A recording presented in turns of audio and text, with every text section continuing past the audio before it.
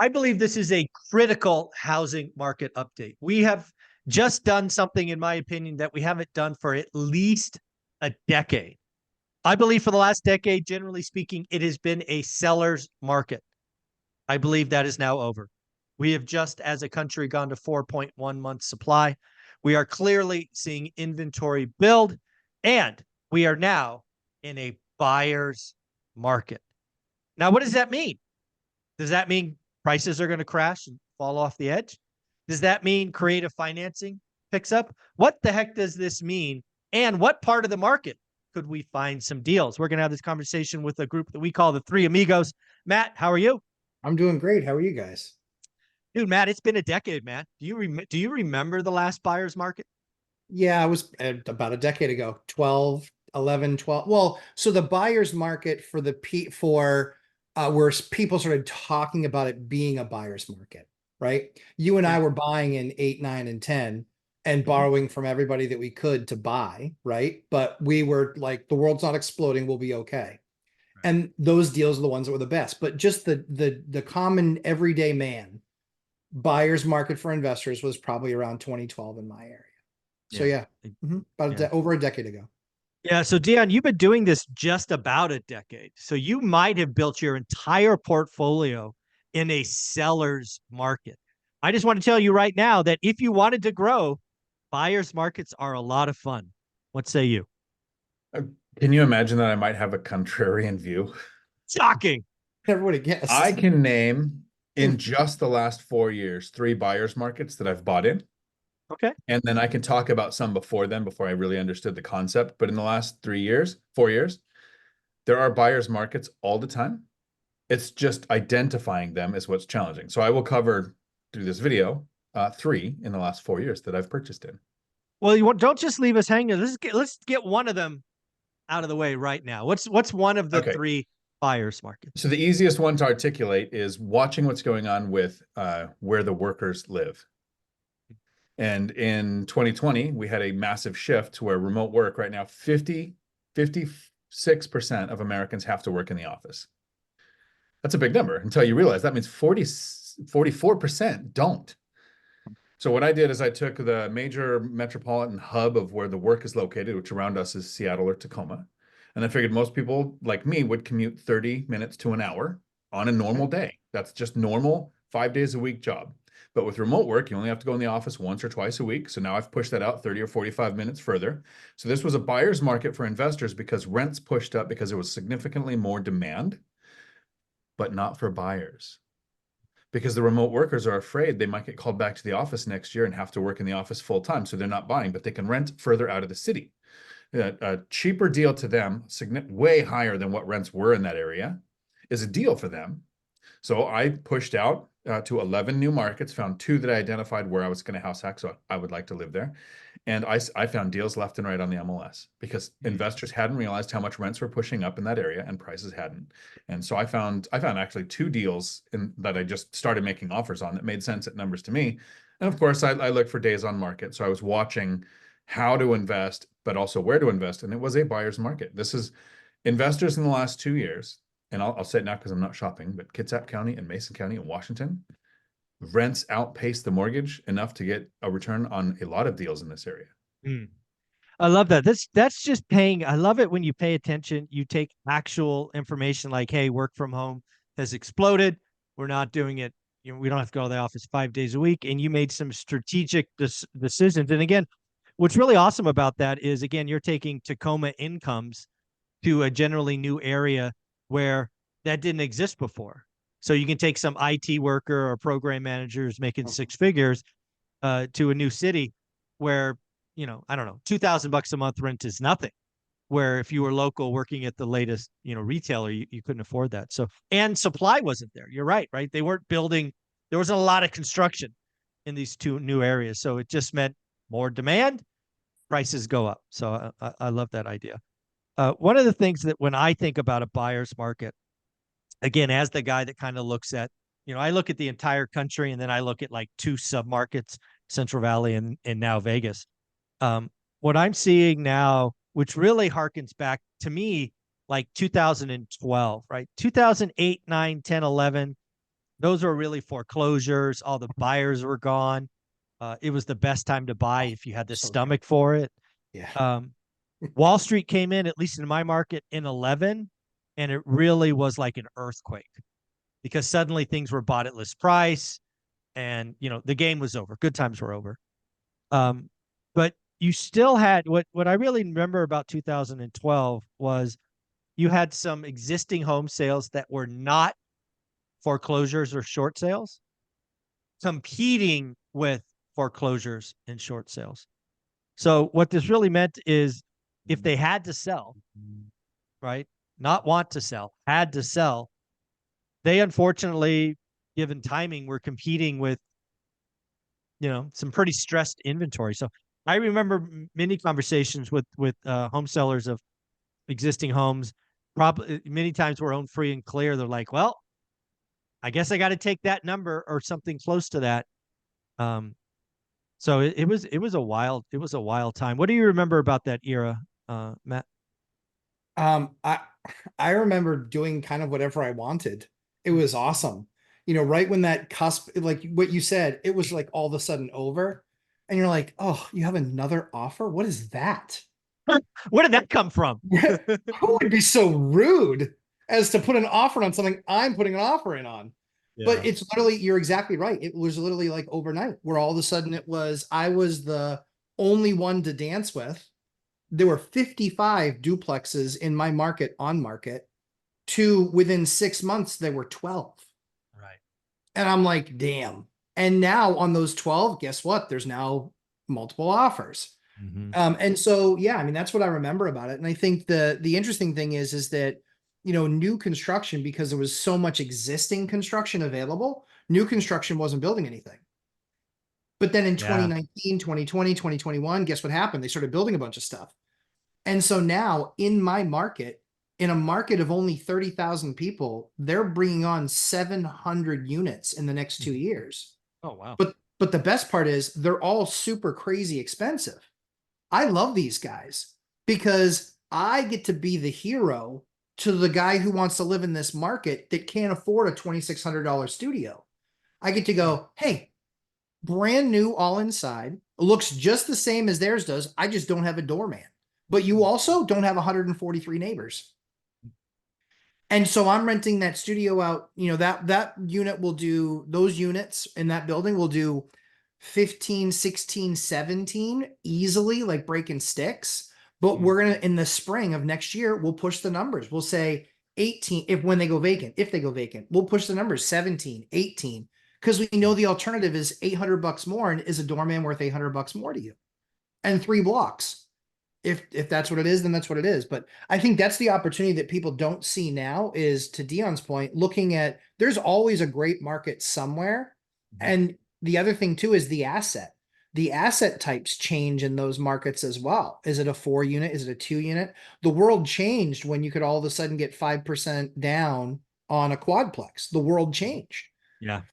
That opened up the doors for a lot of people to consider that. We're selling one of our duplexes just because I'm like, you know what? It's just like what you were doing when you were talking about, hey, we're going to do Vegas, and we're kind of like plucking them off from the bottom, Right. whether it was renewal rates or just it was maintenance stuff, Yeah. whatever it was. It's just like, this one, which one of these doesn't belong song? Right. And you're like, yeah, let's sell that one. And so we're kind of going through the portfolio and picking off 1 or 2 at the bottom, stacking cash, and then we'll buy the right assets. We'll be upgrading. We're using this as an opportunity to upgrade some existing assets. Yeah, the thing about a buyer's market, and again, most people that are following us have only known a seller's market, right? If we rewind the clock to a couple of years ago, if you weren't offering list price, you weren't getting a sniff. If you weren't having escalation clauses, waiving conditions, if you had an FHA or VA loan, you had no chance, right? It was the one of the most sickening sellers markets I had ever seen. Agreed. Now, a lot of people don't realize what a buyer's market means, right? You have options, you have time, you can ask for credits, you can get repairs, you can write an offer, heaven forbid, below list price. This is the time where really our community doing the work kind of pays off, right? Yeah. In a market where you've got 3 offers in 3 minutes, it's speed and cash. Are they I still In your market, Mike, are they still seeing that median minus home with, I mean, essentially that's still fine. That still flies off the shelf, short, lots of offers, short time on market. Is that the part of the market that you're seeing where, it's kind of like median plus where that's Well, happening? yeah, median plus is ripe for disrespectful offers, but I'm seeing median minus non-perfect sit, which is Okay, net interesting. different. Yeah, we're That is net different. I think buyers, I really do. I think I made a call a month ago that's going to prove really accurate. I think the second half of this year is going to be really slow. The average consumer is pissed off, scared, nervous, whatever it is. And they're like, I'm not buying, dude, I'm not even shopping for a home. Yeah. Right? They're not buying Yeah. Teslas anymore, right? Tesla's revenue was down. It's just I'm LVMH. Nope, luxury's out, dude. I talked about in the daily financial news. Even the person that makes French fries is lowering expectations, dude. If you're Yeah. cutting out French fries, I got to tell you, the consumer is tapped. Some might even say median minus goes down 10%. Some might even say that the median price would go down 10%. Some might say that. There might be That Some must might be say why we that. had record high prices in June, though. Yeah, yeah. Further to Somebody fall, might baby. say that. Further to fall. Or we're just gonna have to wait and see. Dude, your People are- timing is off. Your timing is off. It very well. Absolutely could be. Yep. Wouldn't be the first time. Yeah, no chance. There's no chance you go from where we are now to 10% below the start of the year. That's mathematically almost impossible. But it's a nice try. They're cutting out French fries, Mike. They are cutting out French fries. They're cutting out French fries, bro.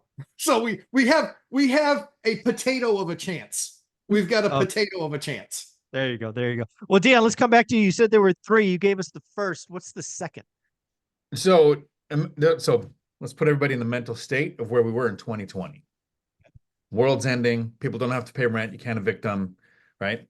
And it's not easy to buy, but all of a sudden our cash is freed up.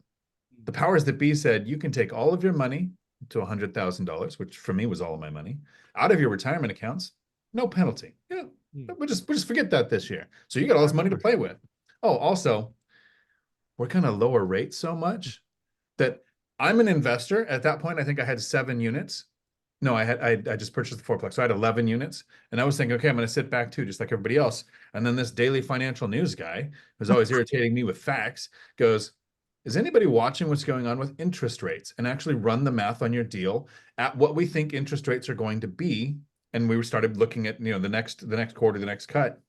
And I found deals again based on cash flow of the new interest rates and purchased that. I took the 401k money, purchased one of my best deals, my triplex, which I wouldn't have found if I wasn't looking for an asset class that has most of the time been a buyer's market, because home buyers don't want it and investors don't look for it. And it's called a house with an ADU. Most of us are going, I set up my search for small multifamily. I want a duplex, triplex, or fourplex. Home buyers are looking for a house. And so they see the ADUs, but they don't want tenants, so they don't buy it. And investors don't even see it because they're not looking for it. And so that's how that buyer's market worked for me. And it was watching those two things: money to play with, and interest rates changed rapidly going down. They had been trending down, but they just all of a sudden went, because it was above 6 in 2018. And all of a sudden it was below 3. Yeah, it's wild. Dion, do you believe that there's going to be rate hikes before rate reductions, rate cuts before the end of the year? No, I don't. So I think there might be rate compression with lender fear going away.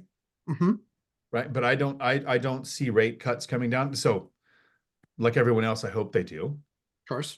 What would be funny for me is if rates went down so much, I might consider selling a property. Because what's that going to do to price? So let's put a number on that. What 30-year money would cause Dion to possibly list something? 5%, 4%?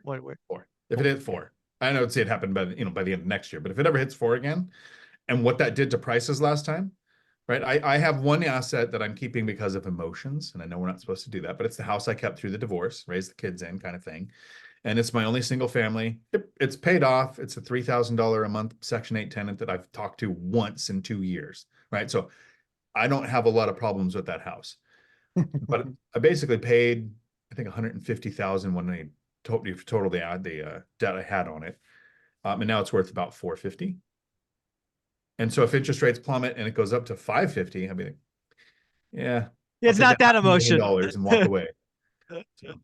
I like it. I like it. Well, I love the fact that you're right. Again, going back to number 2 of 3, your buyer's market. If you can find a hole in the market that most people are missing, you're a hero. And now some of that's because the agent or the listing, whatever it is. I remember one of the best deals I found. Somebody, some I'm gonna call him a new realtor, listed a 10-unit building as a single family home. It didn't show up in the multifamily searches. It didn't. Dude, it was. I remembered. It's 10 units. It was 5,000 square feet. They were all 500 square foot. Oh, Listed in the MLS. Listed in the MLS is a 1-bedroom, 1-bath, 500 square feet. I think it was asking like $500,000. It was like nobody in their right mind would look at this. I saw the picture and go, I think I know this house. Or I thought it was a house too, right? sure. But I'm like, that's a building. I'm gonna go drive by next time I'm there. And sure enough, it was a building. It was 10-unit building listed as a single family home as a 1-1 for 500 grand. I'm like, I am the only person that found this. And I think we got that for like 27 or 28% below list price, all because of the bad listing. So if you find a hole in the market, it's awesome. Cousin Moron's not allowed at the buffet this year. I mean, Dude, why didn't the seller pick that up? I mean, like, I understand why most people missed it, but if you're the seller and you're like, hey, let me check out the listing and it's listed as a house, don't you like raise your hand and say, fix that, you idiot? But hey, it was all right by me. Yeah. So the other thing about a buyer's market I want our audiences to realize is it's not all about price anymore. Now, most of us focus on price. Most of us want to crash. I want to be clear. All 3 of us want to crash. That's what I think a lot of people don't realize is all 3 of us would love a 25, a 30, shoot a 40% crash. so It would be good. amazing. So good. But sometimes it's not price. Sometimes you can actually get a better yield, cash on cash, return on capital with terms.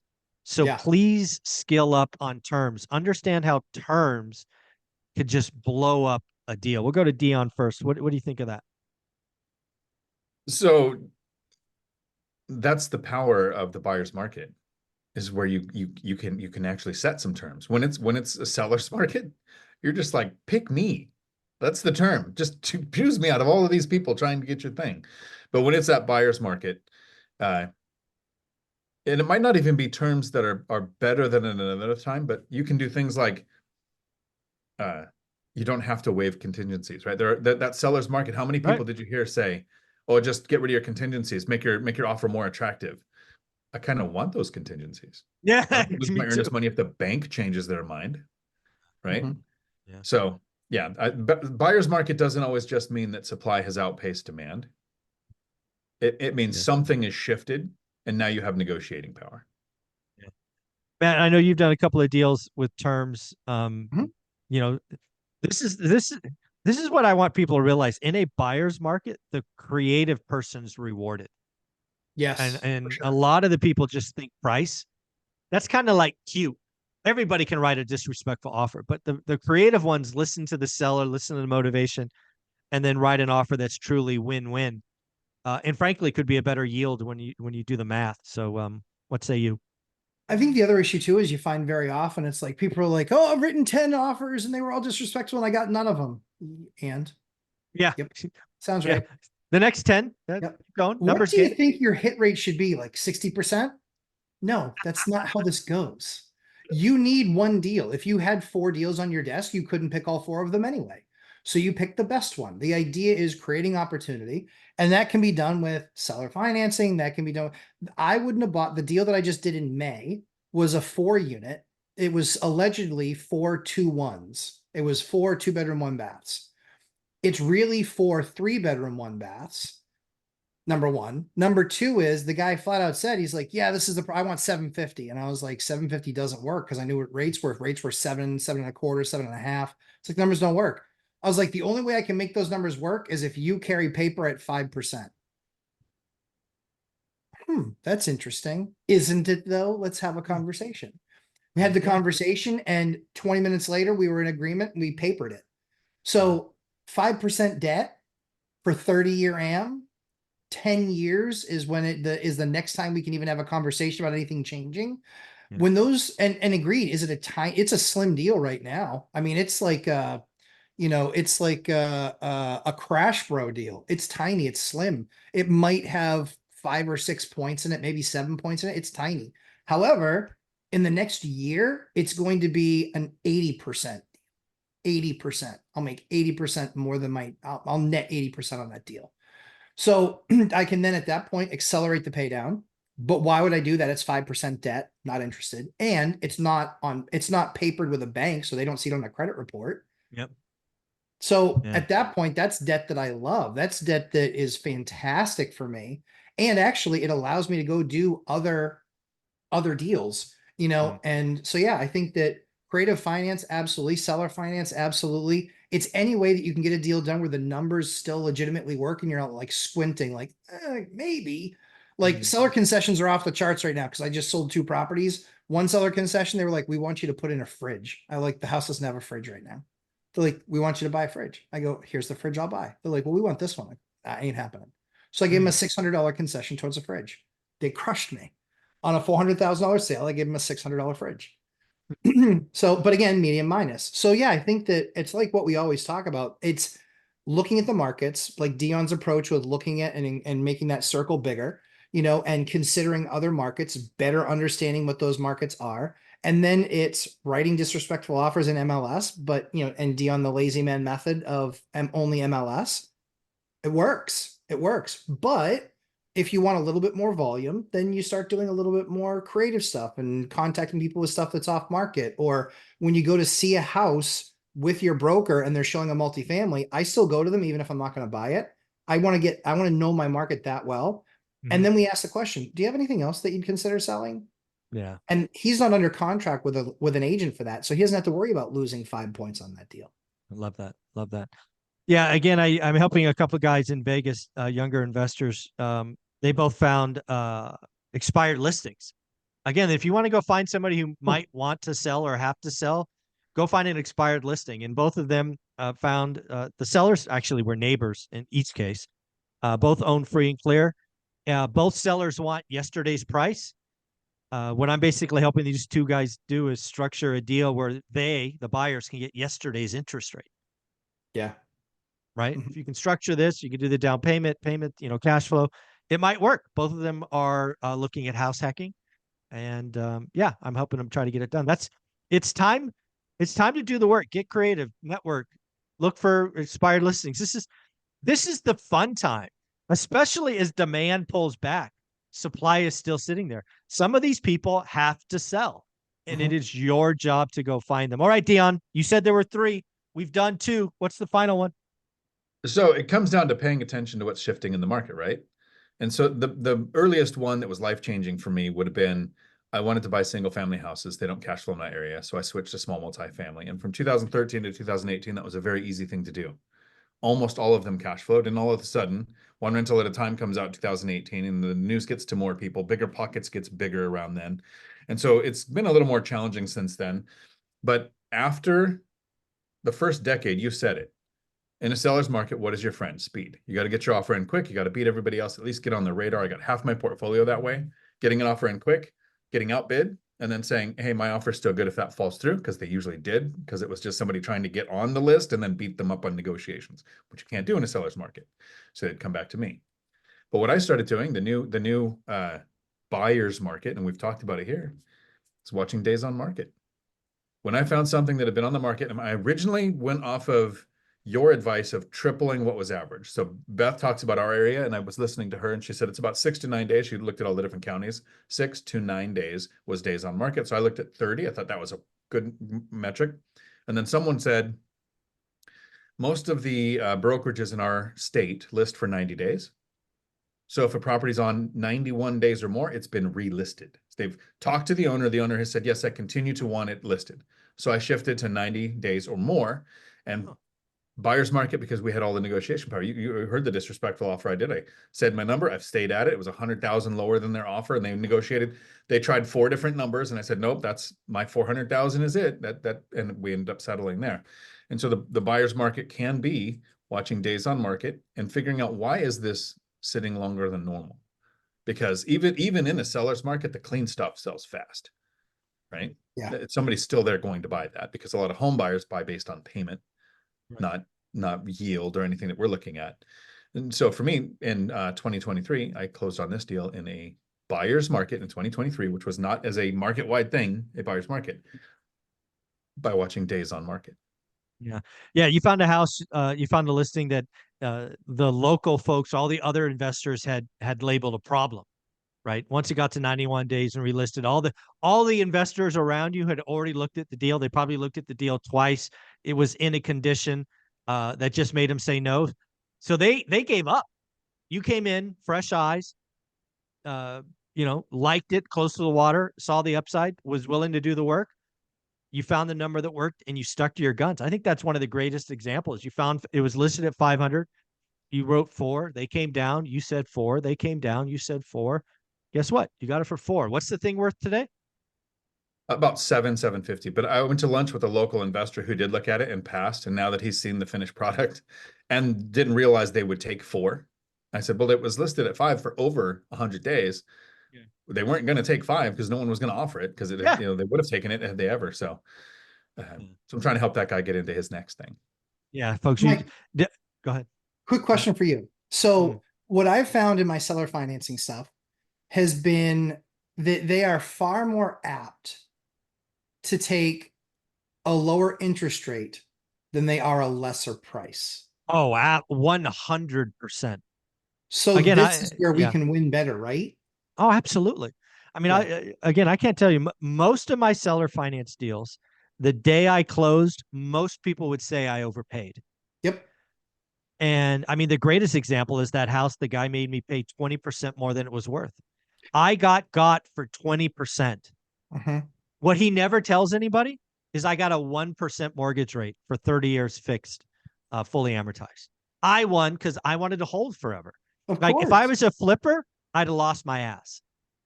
Of course. But I was going to hold it for 30 years, and at 1%, it just doesn't matter. Doesn't matter. Yeah. So I think that that's the really most important thing, is that too often people get focused on price. The buyer gets focused on price. And there's all sorts of investors. And it's not to say let's get crazy and pay double what a property is worth. No, but if come on. you have a portfolio with other deals in it that are more conventional, you can have a portion of your portfolio where it's like, yeah, I paid 10% more than what it was worth. I mean, on that property for me, I might have paid 5% more than what it was worth, but I gave the guy the opportunity to sign and walk away and just get his payment on the first every single month. I kid you not, I pay him his mortgage payment through Venmo. Yeah. Every month he gets Venmo right out of my account. Yeah. I send one via Zelle. Yeah. Yeah. I just think that it's a major opportunity that people are going to miss out on, and they're going to be putting the wrong emphasis on the wrong syllable. They're going to be putting all of the focus on price and not on terms. And to your point, terms is where you really win and set yourself apart, not the price. Yeah. And again, so I'm helping Spencer and Jack here in Vegas try to get their deals done. And what I'm trying to get them to understand, they're in their first cycle, right? Going through this. And I'm like, I know you guys think price. I know you guys like this seller financing thing is kind of cool and sexy to you, and you want to talk interest rate with the seller. I'm like, don't do that. Don't talk interest rate. Talk payment. Yeah. Right. So again, I told them both, great, go to the seller and say, hey, I could pay, I'm just going to make up a number, 500 grand. But here's the deal, Mr. and or Miss Seller. I want to hold this for 30 years. I'm a landlord. I'm going to have to cash flow this property. So given reserves, interest, taxes, yada, yada, yada, my payment to you can't be more than $1,287. Get them thinking about $1,287. And then, oh, by the way, when you write it up, you're going to have to say, oh, by the way, $1,287 is a 1.9% mortgage rate, which again, they might freak out at. But again, Mr. and Mrs. Seller, I'm paying you more than it's worth. I've told you, I've shown you the numbers. I have the cash flow. This is no deal for me. I can only pay $1,287. I've had that conversation 20, maybe 15 times. And every time they end up taking $1,287 because I was very clear up front. I'm trying to help you. I'm going to overpay. I'm going to hold for 30 years. So I don't care if I overpay, but I can't have a payment $1 higher than this. If Right. you want 1288, I can't do the deal. It's 1287 or bust. The other thing And there's that's really nobody else they're dancing with. I'm the only no, one. well, it's because you brought them to the gymnasium where the dance is actually happening. You Exactly. were the one who got the music to play, and then you asked them to dance. So it's Correct. because no one else could do that part of the journey. But I think that that's the interesting part is this guy on my deal, he's making only $500 a month less than what he was making on rents, and he doesn't Yeah. have to do any of the bullshit. And so that's what I sold him on. I said, listen, here's what your number is. Yeah. And it's only $500 less than what you're doing now, and you have none of the noise. None of the noise. And oh, by the way, he saved on taxes. It's now an installment Yep, loan. absolutely. Right? And I told him too, I said, and property management, you'd have lost that $500 anyway. Exactly. You'd have lost almost all that $500 anyway. So Yeah. these are huge win-wins opportunities for people. And I think now is the time. Let them get that big, huge, awful, ugly, sexy, big number to them that's ugly to you. And sounds good, but to your point, hey, 1287 is what I got to pay. That's it. So my only That's option. it. Yeah. I think 1288 it's the is right not way a to do deal. that deal. Absolutely. Yeah. Absolutely. All right, Dion, wrap us up. Where can people find you? Again, I think a buyer's market is here for the average folks. You've clearly, once again, proven not only you're a contrarian, but you are not average. So thank you for your 3 examples. Where do we go from here? Well, you can find me right here on YouTube, Dion Talk Financial Freedom, where I make videos that irritate a lot of people because I'm actually proving things like housing is exactly, the literal term exactly, as affordable today as it was in the year 2000. Mind blown. Matt, where can they find you?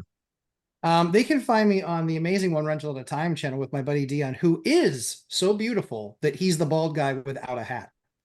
But you can also find me on, and the 2 guys with massive heads of hair. Of course, we have heads on because this is a job. But you can check me out, Lumberjack Landlord, YouTube and Instagram. Thanks, guys. You're amazing. Thanks.